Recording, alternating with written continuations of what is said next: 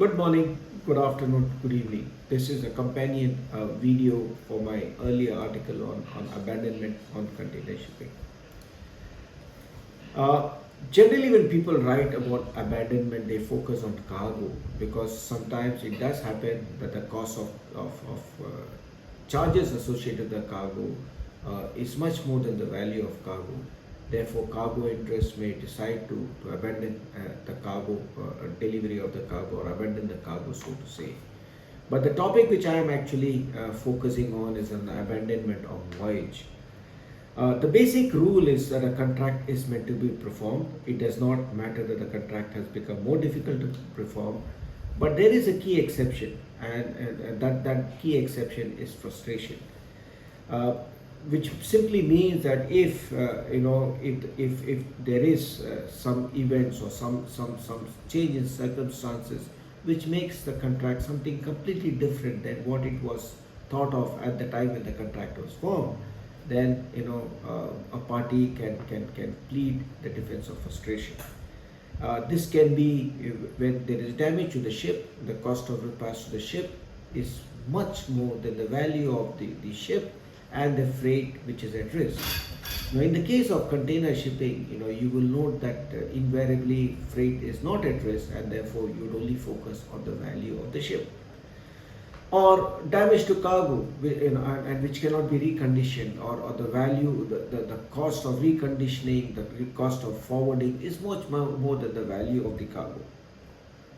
And delay, which would depend on the cargo in question. If it is cargo which is, perishable in nature, like bananas or oranges, a long delay will actually frustrate the voyage. But if it is cargo like iron ore or coal, a long delay will not, make any material difference, and therefore the voyage could still be performed. Even if the repairs take much more time. Sorry. The above doctrine does not have any difficulty when the contract of carriage is with a performing carrier, or the vessel operator, or a vessel owner. And therefore, if the vessel owner or operator is able to plead the defense of frustration, he can say, I cannot perform the contract. But often in container shipping, there are multiple parties. Yes. So you have parties who load the containers in their own vessel, or operate their own vessels in some parts, and they load in some portions of the voyage on a third party vessel, partially subcontracting. Or it could be that a container carrier does not perform using his own vessel, or either wholly or partially. He does it completely, he wholly subcontracts it. He doesn't take physical possession of the cargo or container. Then you call it something like a quasi bailment. So invariably, container bills of lading has a clause allowing for the carrier to, with the liberty to subcontract. What this clause does is that the sub-bailees, they are entitled to avail their contractual terms should the cargo interest pursue them. There is no direct contractual relationship between the sub-bailee and the cargo interest. But does it mean that the head bailee or the quasi-bailee would be entitled to the terms and conditions of the sub-bailee? It would all depend on the terms of the bills of lading, and invariably the Hague or Hague-Wisby rules will apply, and then you would probably need to look at it. But if on a common sense approach, or you probably take it on this thing, the liberty to subcontract does not entitle a head bailee or a quasi bailee to take the defense of a subcontractor.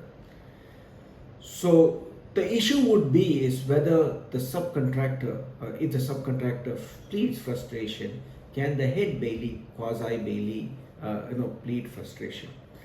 And the other issue which also comes to my mind, can the head bailee also say, listen, the cost to repair the container is much more than the value of container.